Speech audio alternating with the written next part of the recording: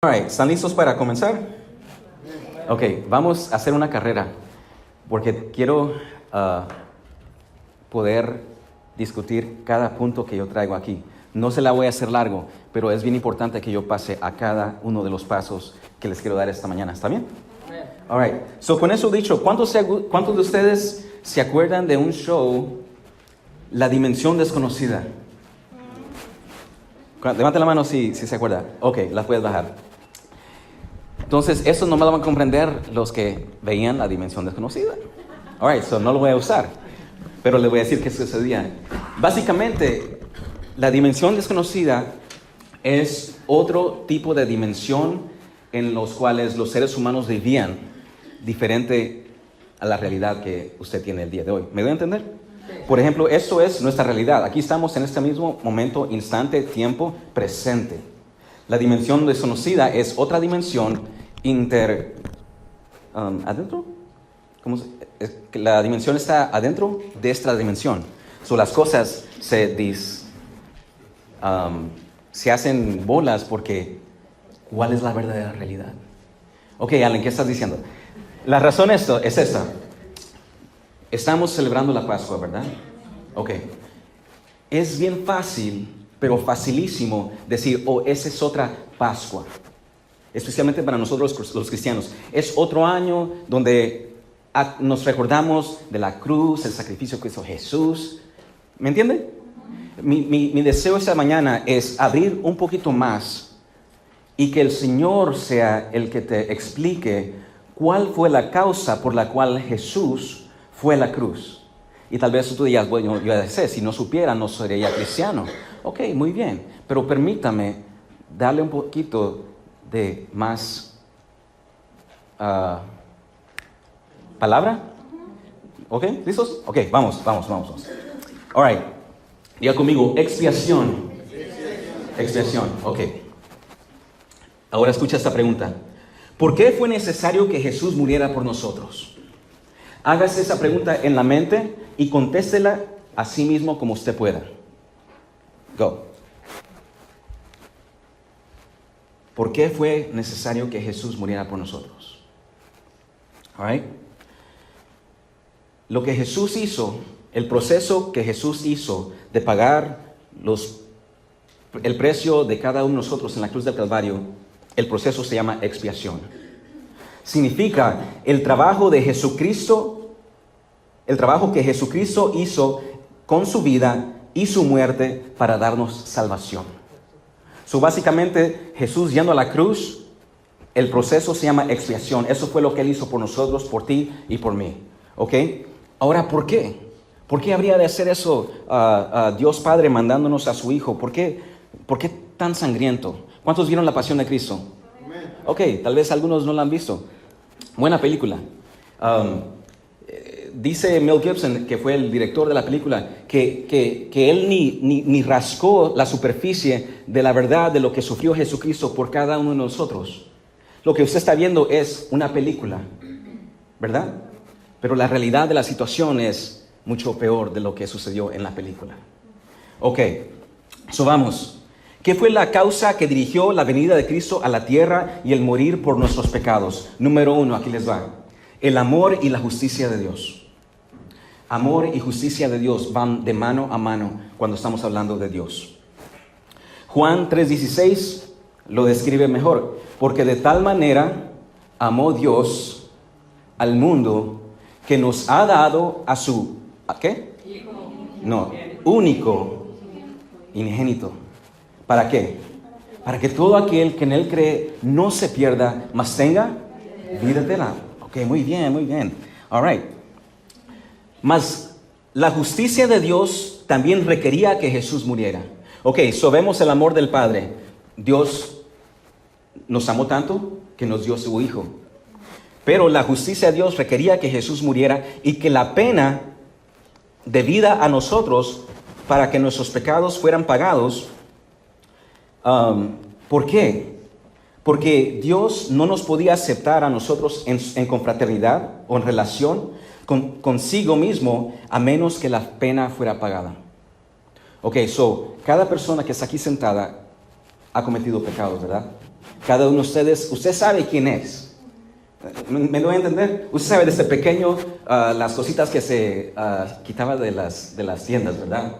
Al bolsillo. Usted sabe de las cosas que hacía con sus amigos. Usted sabe muy bien quién es, las cosas que ha hecho. Esas cosas, cuando usted quebranta la ley, alguien tiene que pagar el precio por ello. Jesús pagó el precio. Él dijo, ok, yo sé lo que has hecho, pero tengo una solución. All right? So, sigamos. Vaya conmigo a Romanos 3:25.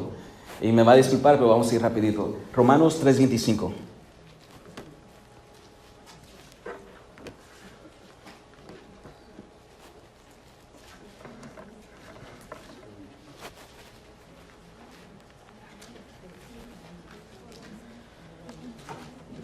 Ok, ¿listos? Dice así: Dios lo ofreció como un sacrificio de expiación que se recibe por la fe ¿en qué? En su sangre, para así demostrar su justicia. ¿Lo siguen? Romanos 3:25. Ok, Dios ofrece a Jesús como sacrificio de expiación que se recibe por medio de la fe en su sangre, para así demostrar la justicia ¿de quién? De Dios. Ok, muy bien. Había una necesidad de alguien que pagara el precio de nuestros pecados. Había alguien que tenía que volver no a engomar, pero la única manera de poder llegar al Padre era por medio de un sacrificio perfecto. Jesús, Él era el sacrificio perfecto. All right? So, la necesidad de la expiación. ¿Alguna vez te has preguntado, ¿había alguna otra manera?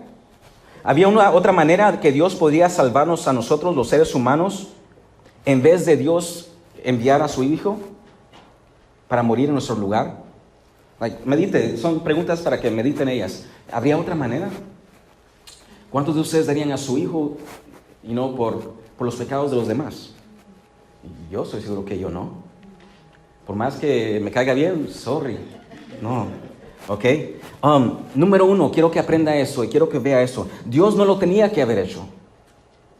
Nadie le podía decir, Dios, tú tienes que ir a pagar el precio. Salió de Dios mismo el querer hacer lo que Él hizo por nosotros. Vaya conmigo, 2 Pedro 2:4, rápidamente. 2 Pedro 2:4.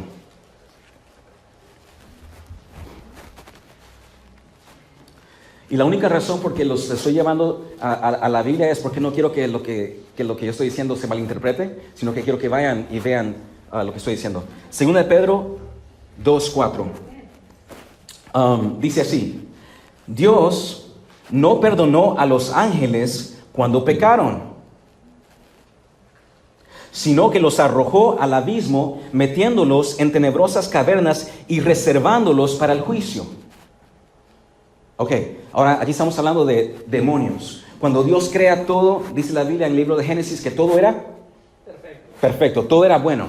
Ok, pero se halló en Satanás, que probablemente era la mano derecha de Dios en aquellos tiempos, por decir, quería ser como Dios. Se rebela contra Dios y dice, yo puedo más que Dios, o yo quiero ser como Dios, quiero sentarme en el mismo trono que Dios. All right? Pero él, siendo astuto, se lleva a una tercera parte de los ángeles del cielo, los que hoy conocemos como demonios, porque se rebelaron con Dios. ¿Ok? Lo que le quiero decir es que Dios no perdonó a los ángeles cuando ellos se rebelaron contra Él. ¿Cuánto más nosotros que nos hemos rebelado contra Dios? Eso nos demuestra que Dios tuvo misericordia de nosotros y no tuvo misericordia de los ángeles que Él había también creado. ¿Me entiende? Ok, alright, so, muy bien. Vaya conmigo Mateo 26. Mateo 26, versículo 39. Estamos hablando del por qué Jesús tenía que hacer lo que Él hizo, o qué lo llamó a hacer lo que Él hizo. Mateo 26, 39. ¿Listos? Ok, aquí es Jesús. Antes de ir a la cruz, Jesús está hablando y está orando con el Padre. Y dice así: yendo un poco más allá, Jesús se postró sobre su rostro y oró. Aquí es el Hijo hablando con el Padre. Padre mío, si es posible, no me hagas beber este trago amargo, pero que no sea lo que quiero yo, sino lo que quieres tú. Wow. El hijo básicamente diciendo, Señor o Padre, no quiero hacer lo que voy a hacer. Si hay alguna otra manera de hacerlo, por favor, dímelo, porque yo no quiero que se haga esto, pero no sea lo que yo quiero. Quiero hacer tu voluntad. ¿Me entiende? All right, so sigamos. Acuérdese de esto.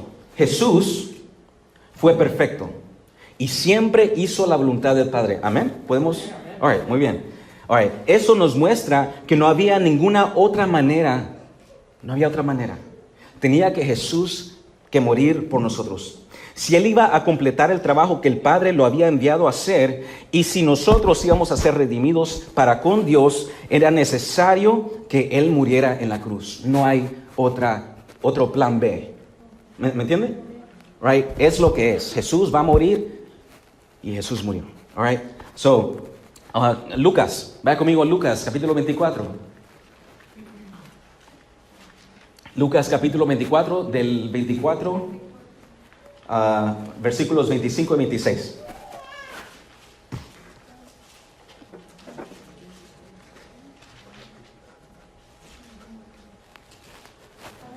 Amén. ¿Lo tenemos? Capítulo 24, versículo 25 y 26. Aquí está Jesús hablando con sus discípulos. Y la Nueva Versión Internacional usa una palabra, dice, qué torpes son ustedes. No está hablando de nosotros, sino que de los discípulos. Okay? La Reina Valera dice, oh insensatos. Okay? Qué torpes son ustedes, les dijo, y qué tardos de corazón para creer todo lo que han dicho los profetas. ¿Acaso no tenía que sufrir el Cristo estas cosas antes de entrar a su gloria? So, Jesús le está diciendo, hey, no hay otra manera. Yo tengo que sufrir tengo que hacer lo que tengo que hacer. Tengo que hacer lo que el Padre me ha llamado a hacer. All right? Sigamos. Hebreos capítulo 2, 17. Hoy sí los voy a estar utilizando. Hebreos capítulo 2, verso 17.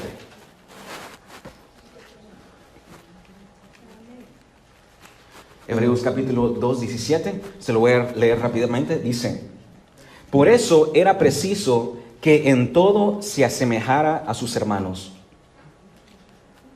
Hablando de Jesús, para ser un sumo sacerdote fiel.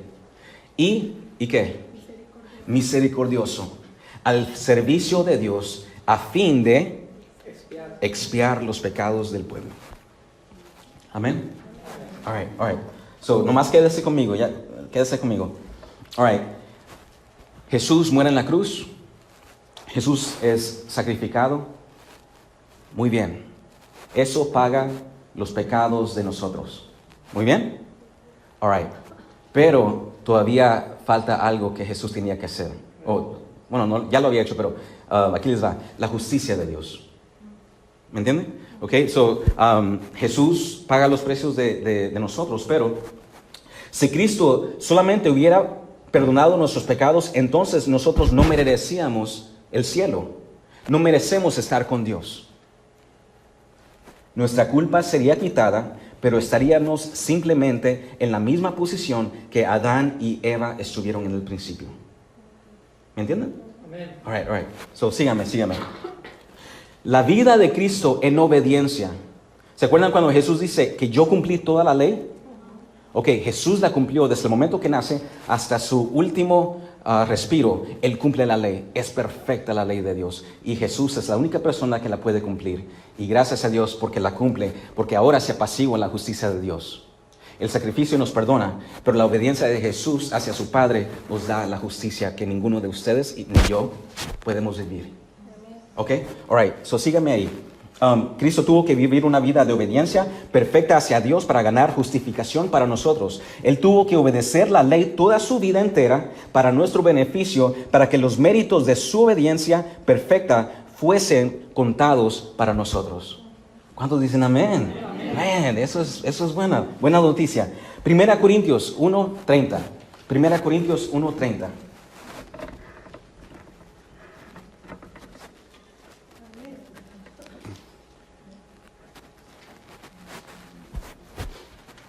¿Listos? 1 Corintios 1:30 dice así.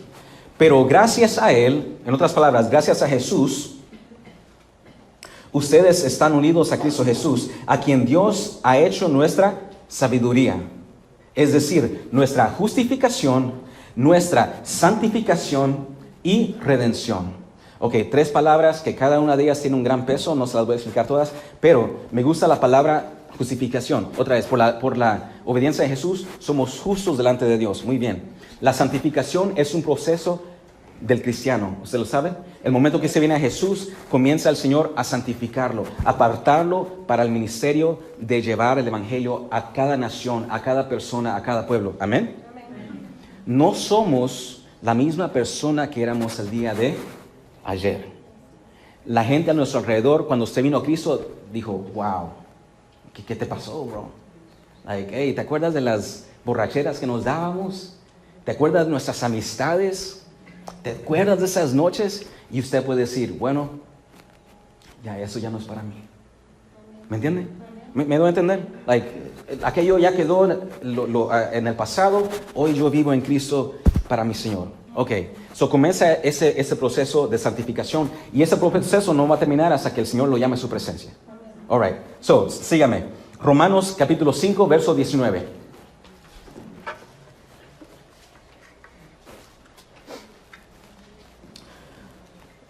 Romanos capítulo 5, verso 19. Y aquí más claro que el agua no está. Dice, porque así como por la desobediencia de uno solo, muchos fueron constituidos pecadores. También por la obediencia de uno solo, muchos serán constituidos justos. Dígale a su hermano, el Señor me considera justo. Wow. Oh, man. Ok, eso es para los que están en el Señor, ok? Esos son los que están en el Señor. Justo. Wow. All right. Hasta ahí, hasta ese momento, les di la teología más fuerte de todo lo que voy a decir. Ahora, ¿cómo lo voy a aplicar a mi vida? ¿Está bien? All right. Unas cosas que tuvo que sufrir el Señor Jesús por nosotros. Ahí les va. El dolor de la cruz. All right. Usted puede ver la pantalla, puedes ver la cruz. Jesús murió on a hill, que sería en español una pequeña montaña, así como lo ven en la televisión. All right.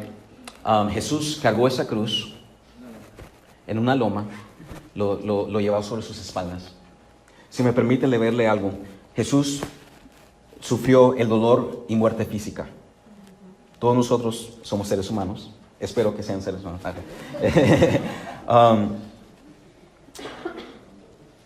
Cuando Jesús va a la cruz, lo primero que tiene que comprender es, cuando había alguien que quebrantaba la ley, se le consideraba un criminal. Un criminal que fuese crucificado era forzado en esencia para infligir sobre él mismo una muerte lenta, diga conmigo, lento, por asfixia. ¿Alguien me ha agarrado aquí alguna vez en la vida? ¿Lo ha ahorcado? No se siente muy bien, ¿verdad? All right. Cuando los brazos del criminal eran extendidos, eran clavados a la cruz. Él tendría que apoyar la mayor parte del peso de su cuerpo en sus brazos. La cavidad torácica del pecho se estiraba de arriba hacia abajo, haciendo difícil el exhalar para aspirar.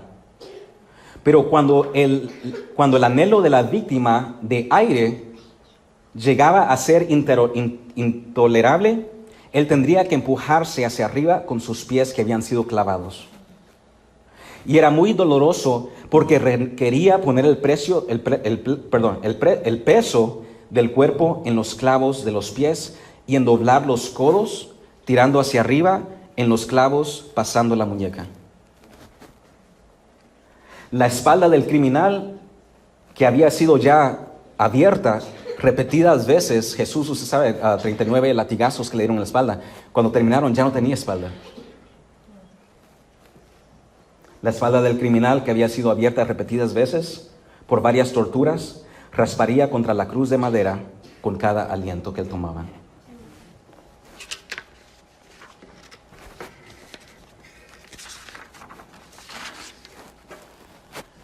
Ese fue el número 1 dolor que Jesús tuvo. Ese fue el precio que Jesús pagó por nosotros. Número 2, Jesús tuvo que soportar el dolor del pecado. Permítame explicar. Más atroz que el dolor del sufrimiento físico que Jesús aguantó fue el dolor psicológico de soportar la culpa de nuestros pecados. Ok, ahora se lo quiero hacer bien, no quiero decir gráfico, pero lo quiero hacer gráfico. All right, en un lugar así, que habemos, ¿cuántas personas? ¿Alguien me calcula cuántas personas hay aquí? 30. All right. Usted sabe muy bien lo que ha hecho en esta vida. ¿Sí o no? Yo sé muy bien lo que yo he hecho. Y si pudieran pasar la película de mi vida enfrente de ustedes, habría muchas cosas que no me gustaría que usted viera de mí. All right. Esos pecados cayeron sobre Jesús. Si fueran a hacer una lista de solamente los pecados de Allen, híjole, estaríamos bien mal. Ahora, los de mi hermano Carlos, y los de mi hermana, y los de todos ustedes, solamente los que están en este cuarto, caen sobre Jesús. Y esos pecados psicológicamente caen sobre Jesús. Lo que Jesús más odiaba en esta vida cae sobre Jesús. Ese es el segundo dolor que pasa Jesús por nosotros. Dice, en nuestra propia experiencia como cristianos, sabemos algo de la angustia que nosotros sentimos cuando pecamos. El peso de la culpa es pesada en nuestros corazones. Y hay un sentido amargo de separación de todo lo que es justo. Hay personas que viven en pecado que ni quieren venir a la iglesia. Porque la culpa es tan grande. Dicen, no, pues me va a caer un rayo ahí en la iglesia. Y es verdad, debería caerle un rayo. Pero gracias a Dios por Jesús.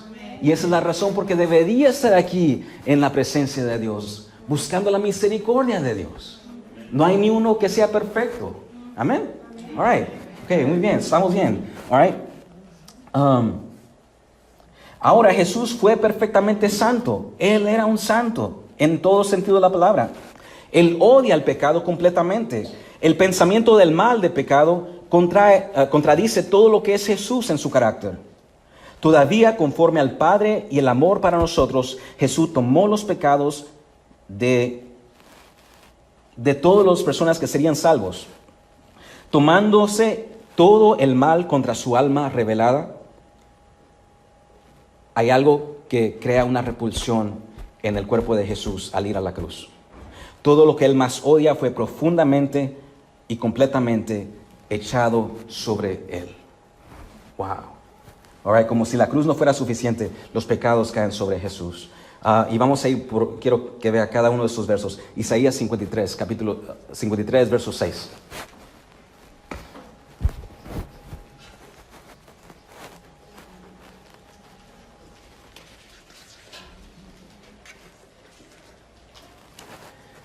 Isaías 53, verso 6, dice así: todos andábamos perdidos,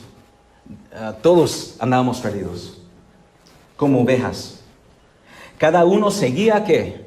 Su propio camino, pero el Señor hizo recaer sobre él la iniquidad de todos nosotros. ¿Quién hizo que se le pusiera todo sobre Jesús? El mismo Dios, el mismo Padre. Ahí mismo en Isaías, vaya a verso 12, Isaías 53, 12. Dice así: por lo tanto, le daré un puesto entre los grandes y repartirá el botín con los fuertes, porque derramó su vida hasta la muerte y fue contado entre los transgresores. Cargó con él el pecado de muchos e intercedió por los pecados. Wow. All right, Isaías hasta ahí. 2 Corintios 5:21. Segunda de Corintios 5:21.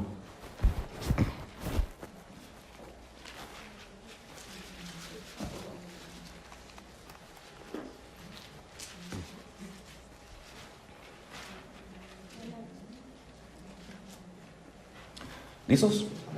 Dice así acerca de Jesús: al que no cometió pecado alguno, por nosotros Dios lo trató como pecador. ¿Para qué? Para que en él recibiéramos la justicia de Dios. Wow. Gálatas 3, verso 13. Gálatas 3, verso 13.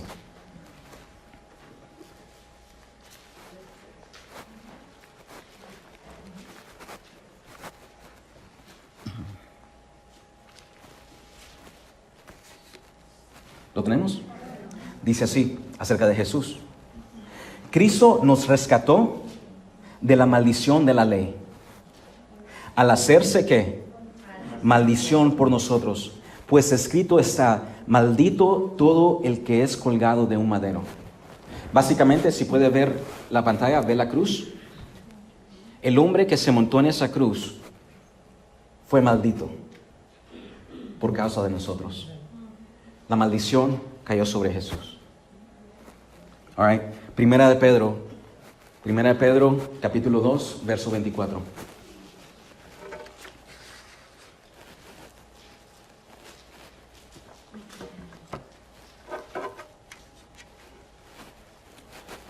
Primera de Pedro, capítulo 2, 24, dice así: Él mismo, en su cuerpo, llevó al madero nuestros pecados. Diga, nuestros pecados.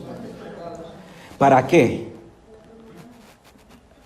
Bien esencial. ¿Para qué?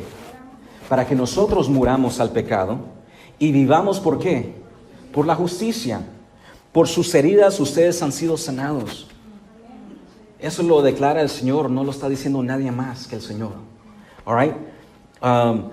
Otra vez, Él mismo en su cuerpo llevó al madero nuestros pecados para que muramos al pecado y vivamos para la justicia. Por sus heridas nosotros somos sanos.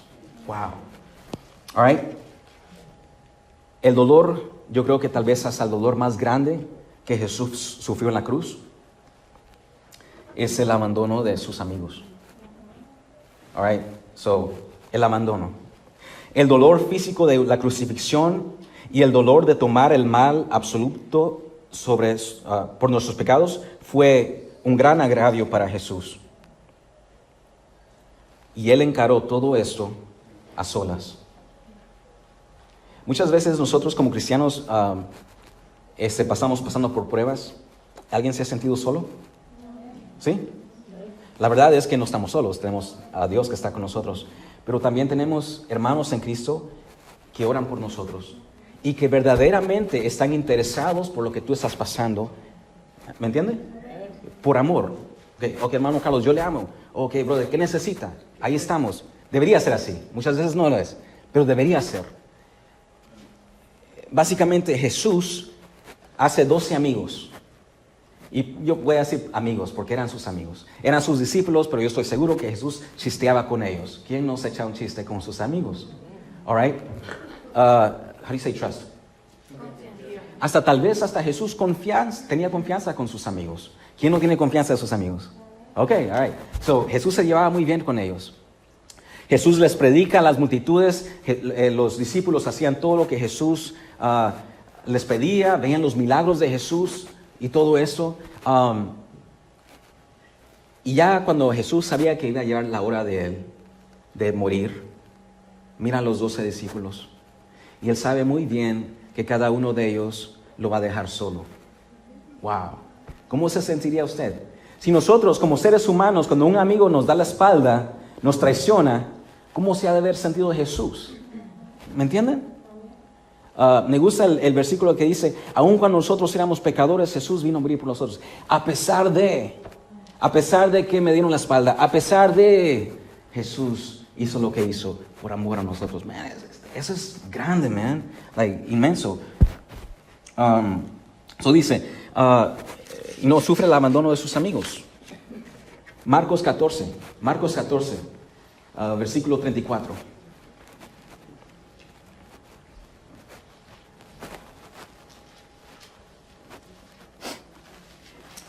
Marcos 14, 34. ¿Cuántos tienen mejores amigos? Seamos honestos. ¿Tenemos mejores amigos? Ok. All right. No, usted quiere... es fácil decir, no, me llevo con todos, ¿verdad? Pero la verdad es, hay ciertas personas con las cuales yo entro verdaderamente en confianza. Dice acerca de Jesús aquí, que Jesús toma a 3 de sus discípulos, su círculo más íntimo. Y les dice Jesús a sus discípulos, está la angustia que me invade, que me siento a morir. Y dice que Él les dijo, quédense aquí y vigilen. Eso lo dice el libro de Mateo. Si usted va a los diferentes evangelios, va a ver un poquito más de lo que estaba sucediendo en ese momento, antes de Jesús ir a la cruz. Esta es la clase de confianza que uno le revelaría a un amigo íntimo, implicaría una petición para el apoyo en su hora de sufrimiento más grande. Todavía tan pronto como Jesús fue detenido, dice Mateo 26, no vayan allí, dice Mateo 26, 56. Entonces todos los discípulos lo abandonaron y huyeron. Wow. Ok. So, todos abandonan a Jesús. ¿Cuántos Pedros hay aquí en este instante que usted diría, no, yo me quedo con Jesús? Wow. Yo quisiera poder decir eso. O sea, quiero ser honesto. Ahora sí, vaya conmigo. Libro de Juan, no primera de Juan, sino que libro de Juan, capítulo 13, verso 1.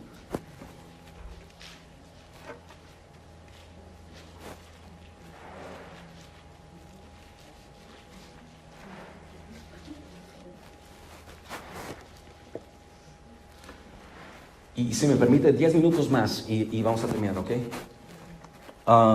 ¿Estamos ahí? Juan 13:1 dice así. Se acercaba la fiesta de la Pascua. Jesús sabía que le había llegado la hora de abandonar este mundo para volver al Padre. Y habiendo amado a los ¿quiénes? A los suyos que estaban en el mundo, los amó hasta el fin. Él no había hecho nada más que amarlos. Y ellos en torno lo abandonan. Pero mucho peor que la deserción por aún los amigos más cercanos fue el hecho que Jesús fue privado de la cercanía de su Padre, que ha sido la alegría más profunda del corazón por toda su vida terrenal. Lo que Jesús más anhelaba en esta tierra es su Padre. ¿Cuántos no aman a su Padre? Ok, seamos sinceros ahí. La pregunta es retórica. All right. Pero en una relación entre un padre e hijo perfecto, usted sabe amar a sus hijos. Y usted sabe lo que es recibir el amor, un abrazo de un padre. Eso es lo que más Jesús, muchas veces como cristianos se nos olvida. Jesús es el Hijo de Dios. Dios Padre es el Padre. Man, en la manera que yo comprendo eso es mi niña. Mi niña tiene 9 años, la primera. He compartido con ustedes mucho el testimonio de por qué hay una gran distancia años entre Michaela y Maya. No podíamos concebir después de la primera por varios años. Mi señora perdió 3 embarazos, no embarazos de semanas, sino que meses, cada uno después de otro. En ese contexto, Dios Padre ama a su único hijo. Si Dios nunca me hubiera dado otro hijo, Michaela sería mi única hija. Y yo no estoy dispuesto a darla a ustedes para que sus pecados sean perdonados, con todo el respeto. All right? Y los teólogos me van a decir, bueno, Dios le pidió a Abraham su único hijo. Brother, ese es Abraham, no soy yo. I'm sorry. Con eso en mente, Mateo 26, no vayan ahí, se lo voy a leer yo, créanme. Mateo 26, 46 dice eso, cuando Jesús ya había sido clavado. Como a las 3 de la tarde, Jesús gritó con fuerza, Elí, Elí, lama sabactani, que significa, Dios mío, ¿por qué me has desamparado? All right. Wow. Y se hace la pregunta, ¿por qué fue Jesús a la cruz? ¿Por qué lo hizo? Sabemos que Dios no lo tenía que hacer, pero lo hizo. All right. Básicamente, Dios se convirtió en el cojinete de la ira de Dios. Básicamente, Jesús absorbió en sí la ira que cada uno de nosotros merecía. Ahora, para que se le haga más real todo eso, dice la Biblia que el que no está en Cristo, la ira de Dios todavía está sobre él. No necesariamente lo que le pasó a Jesús, pero la ira de Dios caerá sobre aquellos que no ponen en Jesús su confianza como su Señor y Salvador. Él es el único camino, Él es el único, es la única verdad y es la vida eterna. No hay otro camino. Muchas personas dicen, bueno, yo fui una buena persona, o ¿qué tal de esta religión? Ok, muy bien. El evangelio, el cristianismo, es la única religión a donde Dios mata a su único hijo. Buda no murió por ti. No hay ni una otra persona que haya muerto por ti en otras religiones.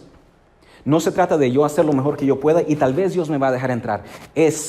Jesús hizo lo que yo no podía hacer, pongo mi confianza en Él y ahora por medio de Él puedo entrar a la presencia de Dios. Ese es el evangelio, eso es lo que nosotros, nuestra fe, el ancla de nuestra fe. ¿Me entienden?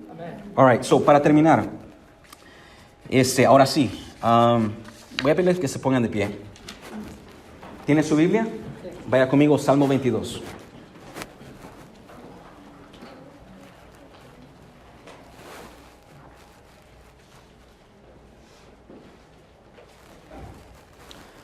Salmo 22.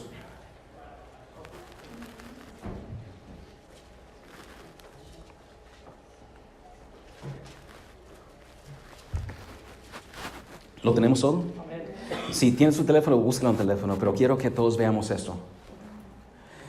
El Salmo 22 habla acerca de la crucifixión de Jesús y lo que estaba pasando por la mente de Jesús en la cruz del Calvario. Alright, so cuando usted vea esta semana, tal vez va a ver la Pasión de Cristo o tal vez vaya a ver una película acerca de Jesús y te vas a preguntar, ¿qué estaba pensando Jesús cuando estaba yendo a la cruz? Salmo 22 te lo dice todo aquí. ¿Listo? Se lo voy a leer. Verso 1. Dios mío, ¿por qué me has abandonado? Lejos estás para salvarme, lejos de mis palabras de lamento. Verso 2. Dios mío, clamo de día y no me respondes, clamo de noche y no hallo reposo. Pero tú eres el Santo, tú eres el Rey, tú eres la alabanza de Israel. En ti confiaron nuestros padres, confiaron y tú los libraste. A ti clamaron y tú los salvaste, se apoyaron en ti y tú no los defraudaste. Verso 6. Pero yo, gusano soy y no hombre. La gente se burla de mí. El pueblo me desprecia. Cuantos me ven se ríen de mí. Lanzan insultos meneando la cabeza. Verso 8. Confía en el Señor, pues que el Señor lo ponga a salvo, ya que en Él se deleita. Que sea Él quien lo libre. Verso 9. Pero tú me sacaste del vientre materno, me hiciste reposar confiado en el regazo de mi madre. Fui puesto a cuidado desde antes de nacer, desde el vientre de mi madre, mi Dios eres tú. Verso 11. No te alejes de mí, porque la angustia está cerca y no hay nadie que me ayude. Verso 12. Muchos toros me rodean, fuertes toros de Basán me acercan. Contra mí abren sus fauces, leones que rugen y desgarran a su presa. Como agua he sido derramado, dislocados están todos mis huesos. Mi corazón se ha vuelto como cera y se derrite en mis entrañas. Se ha secado mi vigor como una teja, la lengua se me pega al paladar, me has hundido en el polvo de la muerte, como perros de presa me han rodeado, me ha cercado una banda de malvados, me han traspasado las manos y los pies. Puedo contar todos mis huesos, con satisfacción perversa la gente se detiene a mirarme. Verso 18. Se reparten entre ellos mis vestiduras y sobre mi ropa echan suertes. Pero tú, Señor, no te alejes. Fuerza mía, ven pronto en mi auxilio. Libra mi vida de la espada, mi preciosa vida del poder de los perros. Rescátame de la boca de los leones, sálvame de los cuernos de los toros. Y aquí dice Jesús, verso 22. Proclamaré tu nombre a mis hermanos. En medio de la congregación te alabaré. Alaben al Señor todos los que le temen. Hónrenlo, descendientes de Jacob. Venérenlo, descendientes de Israel. Porque Él no desprecia ni tiene en poco el sufrimiento del pobre. No esconde de Él su rostro, sino que lo escucha cuando a Él clama. 25. Tú inspiras mi alabanza en la asamblea. Antes los que te temen cumpliré mis promesas. Comerán los pobres y se saciarán, alabarán al Señor quienes lo buscan. Que su corazón viva para siempre. Se acordarán del Señor y se volverán a Él. Todos los confines de la tierra, ante Él se postrarán, todas las familias de las naciones. Porque del Señor es el reino, Él gobierna sobre las naciones. Festejarán y adorarán todos los ricos de la tierra. Ante Él se postrarán todos los que bajan al polvo, los que no pueden conservar su vida. La posteridad le servirá, del Señor se hablará a las generaciones futuras. Verso 31 dice, a un pueblo que aún no ha conocido, aún no ha nacido, se le dirá que Dios hizo justicia. Cierra tus ojos un momento. Cierra un momento sus ojos.